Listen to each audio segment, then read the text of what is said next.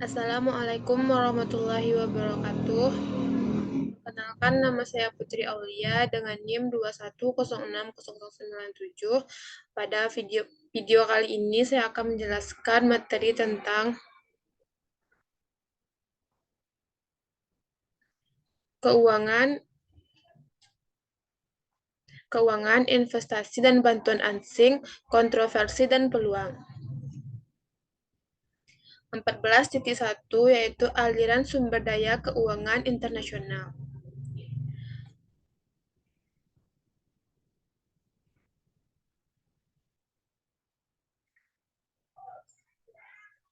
Dalam bab 13, kita telah membahas bahwa situasi kesenjangan internasional dari suatu negara sebagaimana tercermin pada kondisi neraca pembayaran dan tingkat cadangan moneternya. Tidak hanya bergantung pada saldo transaksi berjalannya, perdagangan komoditasnya, akan tetapi juga pada saldo transaksi modalnya, yaitu saldo aliran masuk atau keluar bersih atau sumber daya keuangan pemerintah dan swasta. Karena mayoritas negara-negara berkembang yang bukan mengekspor minyak secara historis telah mengalami defisit pada transaksi berjalan mereka, maka aliran masuk bersih dari sumber daya keuangan yang kontinu menjadi bahan penting dalam strategi pembangunan jangka panjang mereka. Persyaratan yang selalu berulang kali muncul ini diperkuat oleh adanya kebutuhan akan sumber daya yang ditargetkan bagi investasi pada sektor-sektor utama dan untuk melaksanakan strategi penegasan kemiskinan. 14.2 Investasi swasta asing langsung dan perusahaan multinasional. Perusahaan multinasional atau MNC adalah perusahaan dengan kegiatan produksi yang lebih besar. Hanya sedikit perkembangan yang mampu menyamai peranan penting dan kemunculan perusahaan multinasional. Dalam pertumbuhan yang sangat pesat dari perdagangan dan aliran internasional, MNC secara sederhana didefinisikan sebagai suatu korporasi atau badan usaha yang melakukan dan mengendalikan kegiatan produksi yang di lebih satu negara. Pertumbuhan investasi asing langsung atau FDI oleh pihak swasta di negara-negara berkembang begitu pesat, meski bergejolak selama beberapa dasawarsa belakangan ini. FDI muncul bergelombang yang senantiasa semakin membesar. Mayoritas FDI mengalir ke sesama negara maju dan aliran-aliran negara-negara berkembang yang hanya terkonsentrasi di beberapa negara saja. Hal ini tidak mengherankan karena modal swasta cenderung mengalir ke negara dan wilayah dengan pengembalian investasi yang tinggi dan situasi keamanan yang terjamin. Pada negara dengan masalah utang yang parah, pemerintah yang stabil, dan reformasi ekonomi yang menyeluruh, risiko pengembalian modal bisa sangat tinggi. Tujuan mereka hanyalah memaksimalkan pengembalian atas modal. MNC mencari peluang keuntungan paling tinggi dan tidak menghiraukan isu-isu seperti kemiskinan, kesenjangan ekonomi, kondisi lapangan kerja, dan persoalan lingkungan. Aliran FDI ke negara-negara berkembang masih mencakup bagian kecil dari investasi total negara-negara tersebut, yang sebagian besar didominasi oleh sumber investasi domestik. FDI telah menjadi sumber dana asing terbesar yang mengalir ke negara-negara berkembang. Secara global, MNC mempekerjakan sekitar 80 juta pekerja di negara-negara luar kantor mereka. Namun demikian, di sebagian besar negara berkembang, MNC hanya mempekerjakan sejumlah kecil dari angkatan kerja di sana. Tetapi lapangan kerja yang diberikan cenderung terkonsentrasi di sektor perkotaan modern.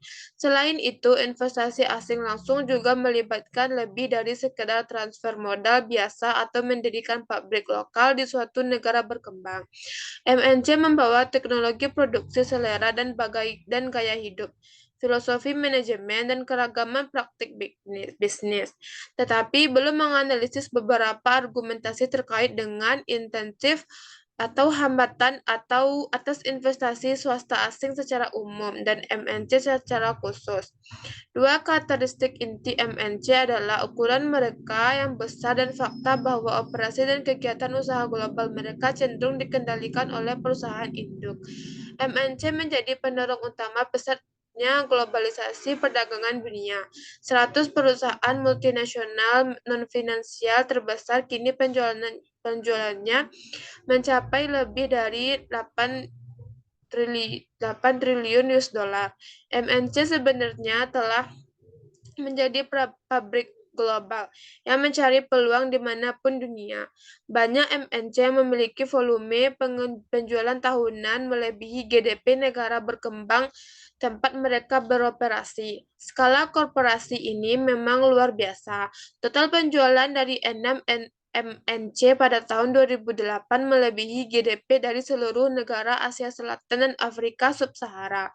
Skala operasional yang besar dipadukan dengan persaingan yang terbatas memberikan daya tawar yang sangat tinggi.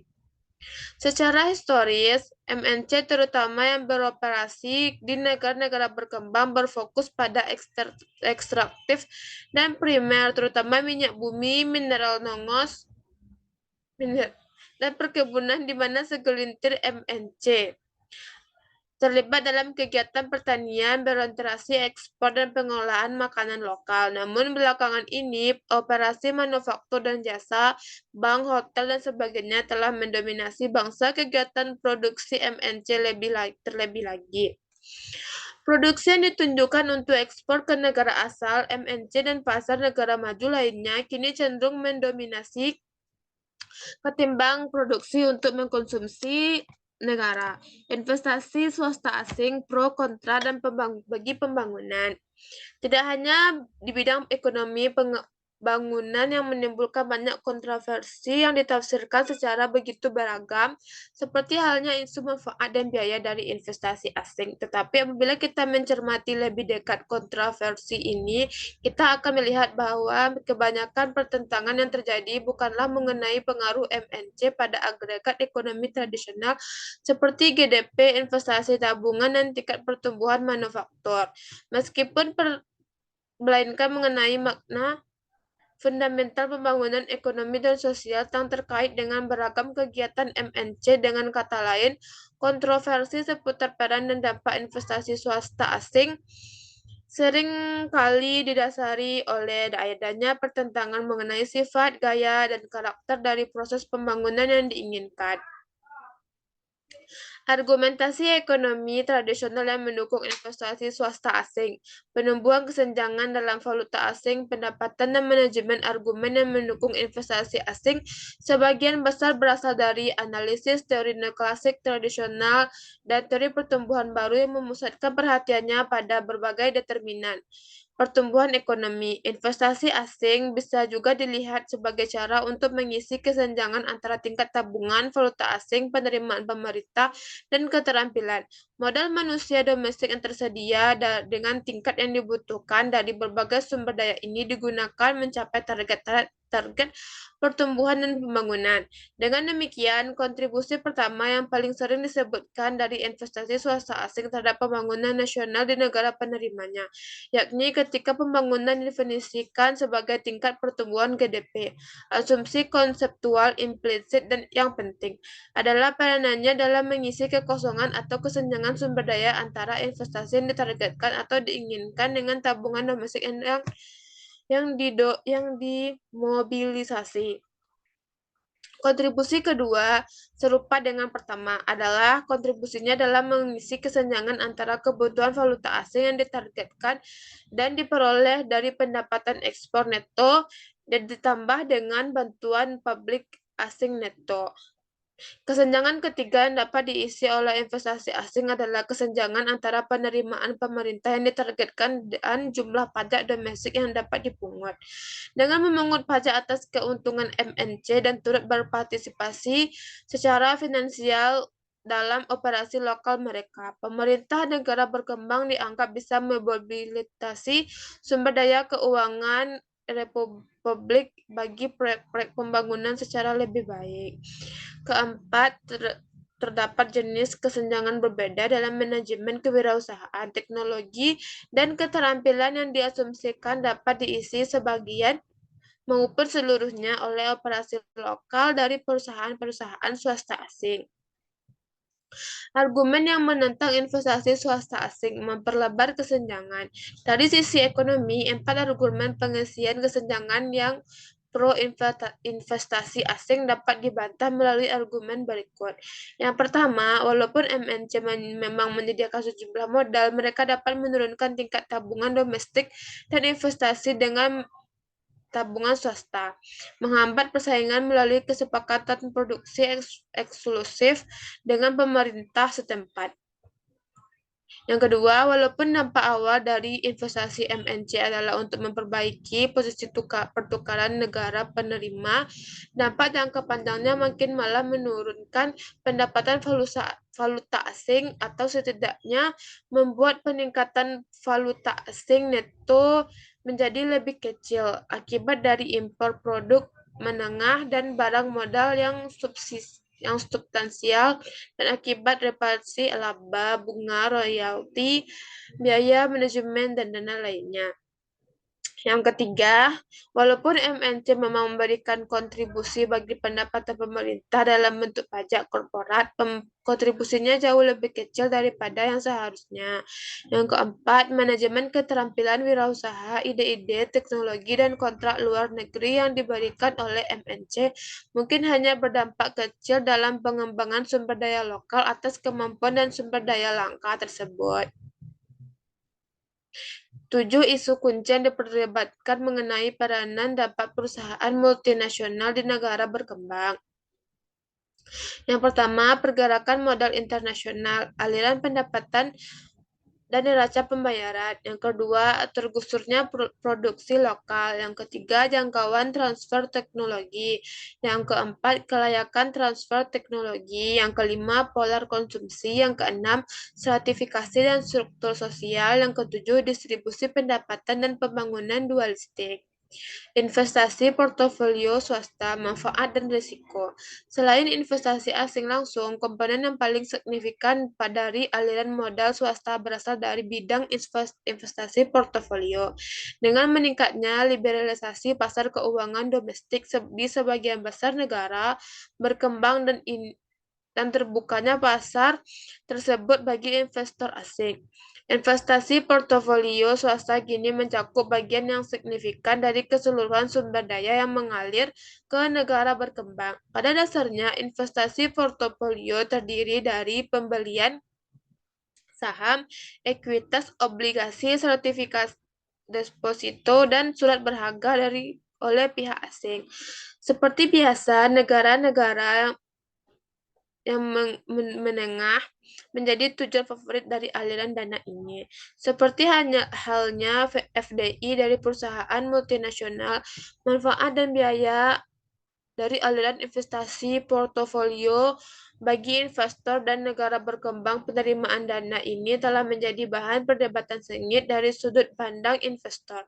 Berinvestasi dalam pasar saham negara berpendapatan menengah dibandingkan dengan berinvestasi dalam pasar keuangan negara maju memungkinkan mereka untuk menambah pengembalian investasi sembari mendiversikan risiko.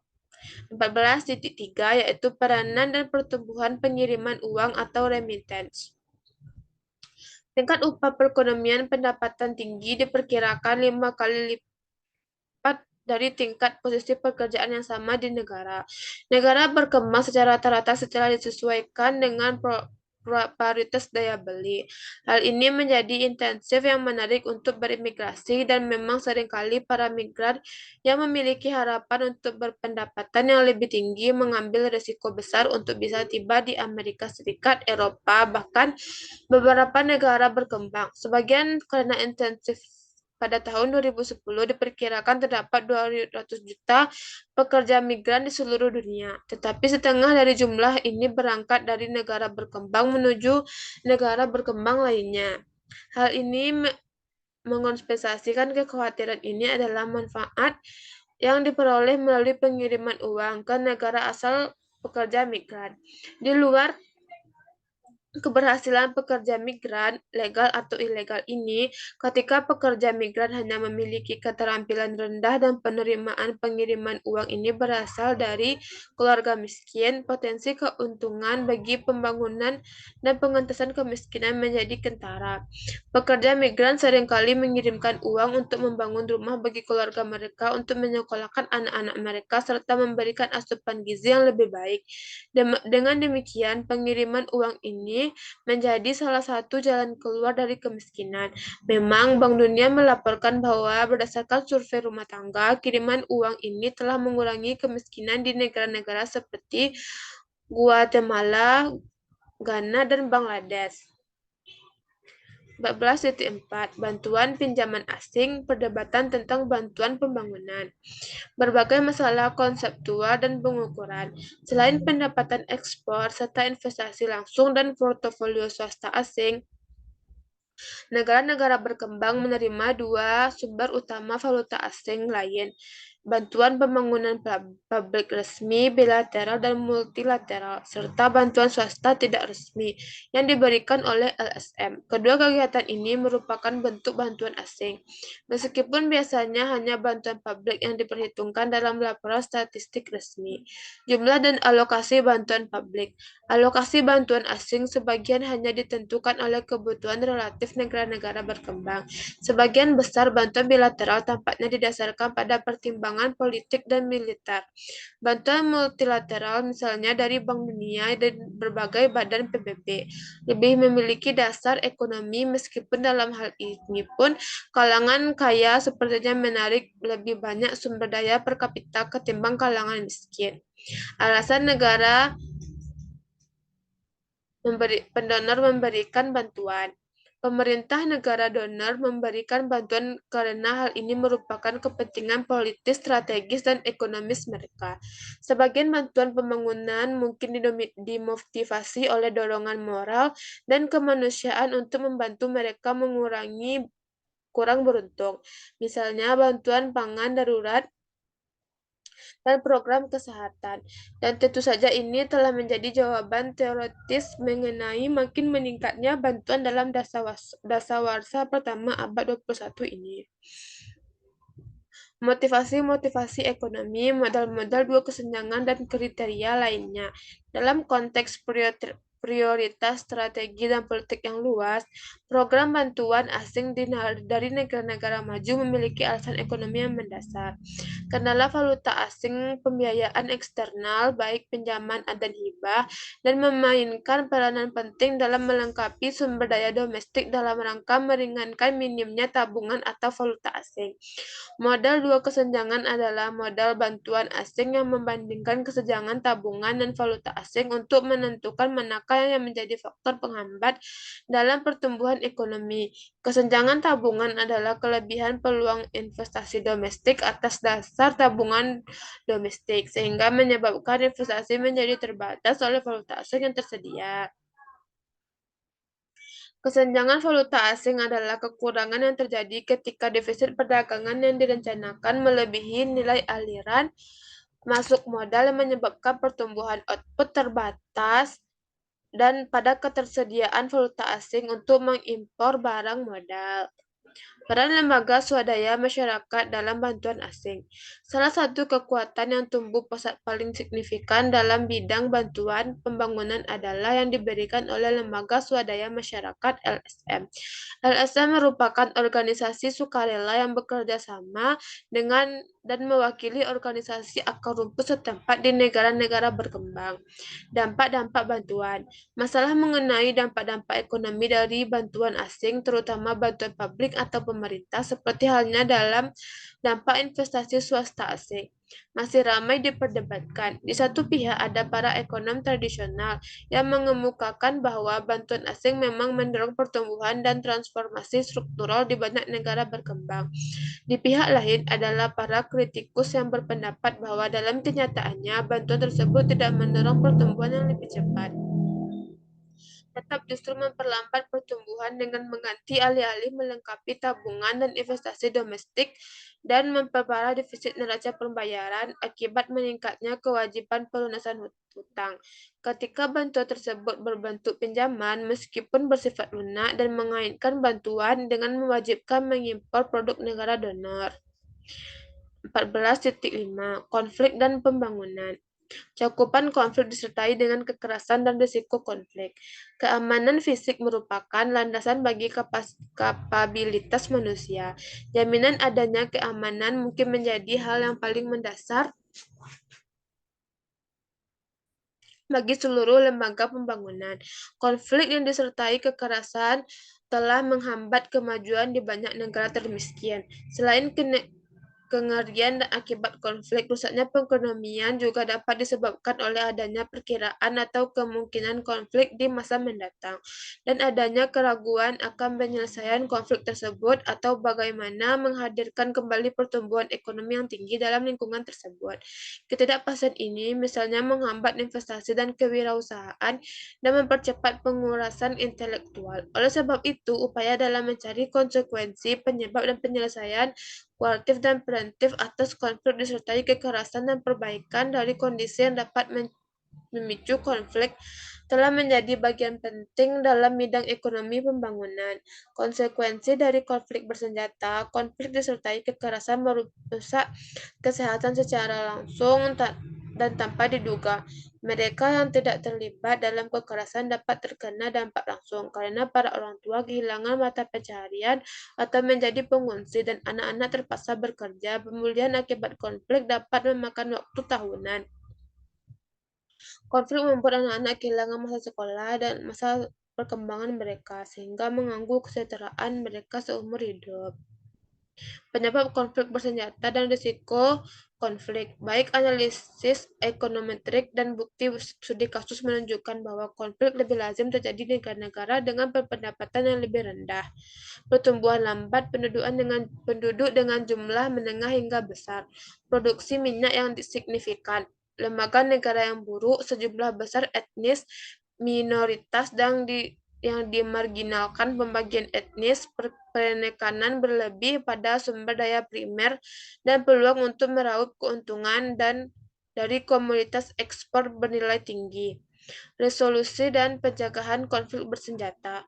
Aturan hukum dan norma informal mendefinisikan dan memperkuat cara-cara di mana kepentingan berbagai kelompok, sekalipun ketika terjadi pertentangan kuat, dapat diselesaikan. Setidaknya hingga satu titik di mana pembangunan dapat berkelanjut.